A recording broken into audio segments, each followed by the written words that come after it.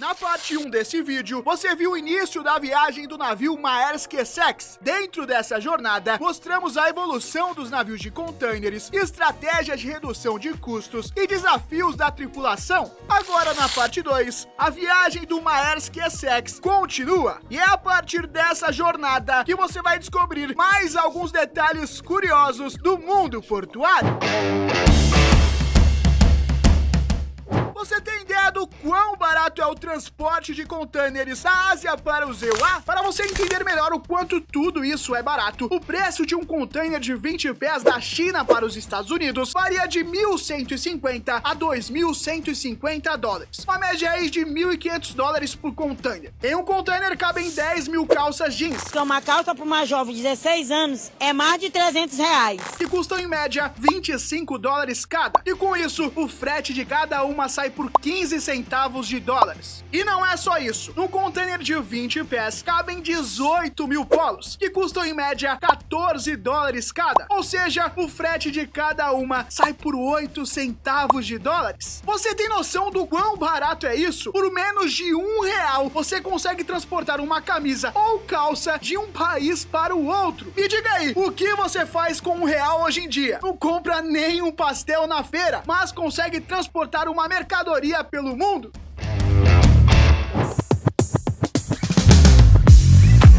A próxima parada do Maersk Essex foi em Hong Kong, onde atracou no terminal de contêineres White Sing por 32 horas entre 15 e 16 de setembro. Em seguida, fez um caminho lento e curvo ao redor do território, largou a âncora por 24 horas e depois seguiu seu caminho para o porto de Yantian, localizado perto das fábricas de Shenzhen. Você já sabe que o Essex tem capacidade para carregar 13.092 contêineres. Isso significa que há 13.092 locais diferentes onde um contêiner pode ser colocado no navio. Isso na teoria, porque na prática o armazenamento de contêineres não é aleatório. Os programas de computador complexos são usados para calcular um plano de armazenamento ideal para uma determinada viagem. O sistema para automatizar a operação dos terminais é o TOS, Terminal Operating System. E falando de sistema, tecnologia e TOS, a gente não poderia deixar de citar nossa parceira, a T2S, que implantou quase todos os TOS nos terminais brasileiros.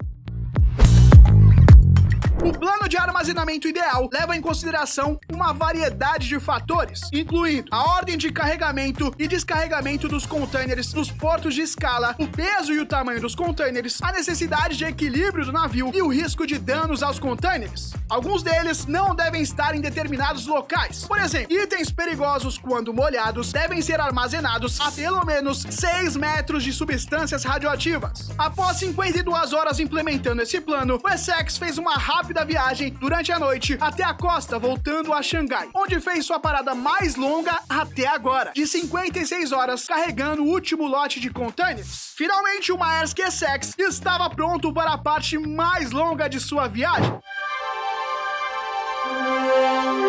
Depois que saiu, seguiu seu caminho pelo Mar da China Oriental, depois passou entre a Coreia do Sul e o Japão, e após contornar a costa do país, navegou pelo movimentado Estreito de Tsugaru, finalmente entrando nas águas do Pacífico Norte. Após quase 2 semanas em movimento, o caminho do navio começou a se aproximar da costa da Califórnia, até que o Essex passou pelas ilhas do Canal do Estado e virou para o leste em 6 de outubro. Ele diminuiu a velocidade, parou e depois ficou parado nos dias 7, 8 e 9 de outubro. E não foi só isso. Tá achando que ia ser uma viagem tranquila? Agora é que começa o verdadeiro perrengue dessa jornada. Ele ficou ali parado nos próximos 17 dias. Mais tempo do que ele demorou para cruzar o Pacífico. O momento finalmente chegou. Em 23 de outubro, após 62 dias, o Maersk Essex chegou de volta ao mesmo local de onde partiu, o Cais 402, no porto de Los Angeles. O porto de Los Angeles e o porto de Long Beach são 2 portos que ficam lado a lado na Califórnia. Embora eles sejam tecnicamente diferentes, compartilham algumas coisas, como estradas e ferrovias. Juntos, eles são responsáveis por cerca de 40% de todos os contêineres que chegam aos Estados Unidos. A maioria das importações asiáticas para os EUA vão para a costa oeste, não para a costa leste. Isso porque é mais barato e rápido. Por que é mais barato? Os navios que vão para a costa oeste não não precisam passar pelo Canal do Panamá. O canal cobra uma taxa de trânsito de centenas de milhares de dólares. Além do que, os navios que passam pelo canal são limitados em tamanho, o que significa que eles podem transportar menos carga, e é tudo que as empresas não querem. Por isso, a maioria das importações asiáticas são descarregadas na costa oeste. Mas os EUA têm apenas 5 principais portos de containers de águas profundas no Pacífico: Long Beach, Los Angeles, Oakland, Tacoma e Seattle.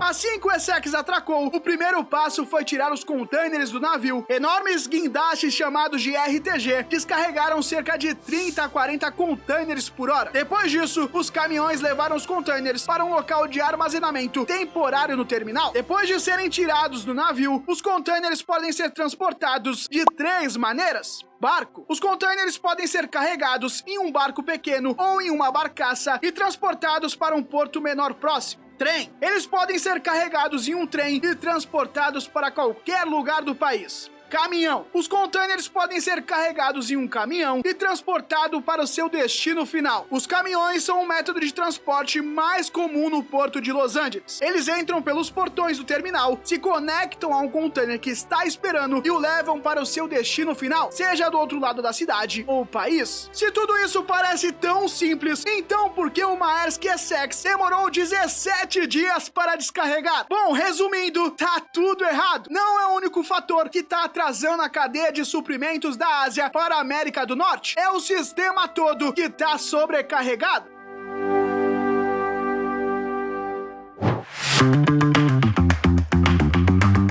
A demanda de transporte transpacífico aumentou cerca de 25% em comparação com o período anterior à pandemia. Esse aumento não é muito grande, mas é suficiente para causar um congestionamento. Vamos pegar como exemplo o tráfego de veículos. Imagina que temos 4 faixas e uma delas precisou ser fechada. Em tese, demoraria 25% mais tempo do que o normal. Afinal, apenas 75% da rodovia está funcionando, mas na prática, a demora é maior do que 25%. Isso acontece porque os carros precisam parar e acelerar com mais frequência, o que leva tempo e diminui o fluxo geral. Depois que um navio descarrega, os containers ficam em um pátio grande. O pátio está cheio de caminhões que estão esperando para pegar sua carga. Isso significa que leva mais tempo para pegar um container, ou seja, os caminhões não podem voltar ao porto tão rápido. Logo, há menos caminhões disponíveis para pegar containers, o que significa que mais e mais containers ficam no pátio. Com os containers deixando o porto mais devagar, há menos espaço para novos containers, ou seja, leva mais tempo para descarregar os navios, o que significa que os navios precisam esperar mais tempo para entrar no porto, ou seja, há menos capacidade de transporte, já que os navios levam mais tempo para viajar e não podem voltar para a Ásia tão rápido para pegar uma nova carga. O congestionamento nos portos está fazendo com que seja difícil para os navios enviarem containers vazios de volta para a Ásia. Isso acontece porque os portos estão com muitos containers cheios, o que não deixa espaço para containers vazios. Sem containers vazios, os navios na Ásia não podem transportar mercadorias de volta para os Estados Unidos. Isso está aumentando os custos de transporte, pois os navios precisam comprar novos containers. A confusão na cadeia de suprimento também está piorando a situação. Os navios estão enviando mercadorias mais cedo do que o planejado, justamente para compensar o tempo maior de espera. Isso também está aumentando a demanda por containers. Quando uma coisa quebra em um sistema que é muito dependente dela, todo o sistema pode quebrar. Esse é o caso da cadeia de suprimentos transpacífica. É uma cadeia muito dependente de containers, e quando a pandemia e a guerra na Ucrânia causaram uma escassez de containers, todo o sistema acabou sendo prejudicado. Esse sistema é muito eficiente porque é padronizado, além de ser dependente de economias de escala, ou seja, é mais barato mover em grandes quantidades do que em pequenas. A escassez de containers causou um congestionamento nos portos. Isso porque os navios precisavam esperar para descarregar seus produtos, ou seja, o congestionamento nos portos acabou causando atraso nas entregas. Isso porque os produtos demoraram para chegar aos consumidores. A escassez de produtos, o aumento dos preços e o atraso nas entregas tiveram um impacto na economia global. Em 2023, alguns portos já enfrentaram problemas de logística. O porto de Lázaro Cárdenas, no México, enfrenta atrasos devido a congestionamento nos terminais da Hapag-Lloyd e APM, que persistem por mais de 3 meses e foram causados principalmente por protestos de caminhoneiros em agosto que bloquearam acesso ao terminal Ferro Vale em Cidade do México, resultando em mais de 5.000 contêineres parados. Outro problema é a congestão do Canal do Panamá, que está com pouca água porque não choveu muito nos últimos anos. Isso está causando atraso nas importações da Ásia para a costa leste dos EUA. Para evitar atrasos, as mercadorias da Ásia estão sendo enviadas para a costa oeste dos Estados Unidos, onde são transportadas para o leste por trem. Além disso, em junho deste ano, os trabalhadores do porto da costa oeste dos EUA entraram em greve mais uma vez,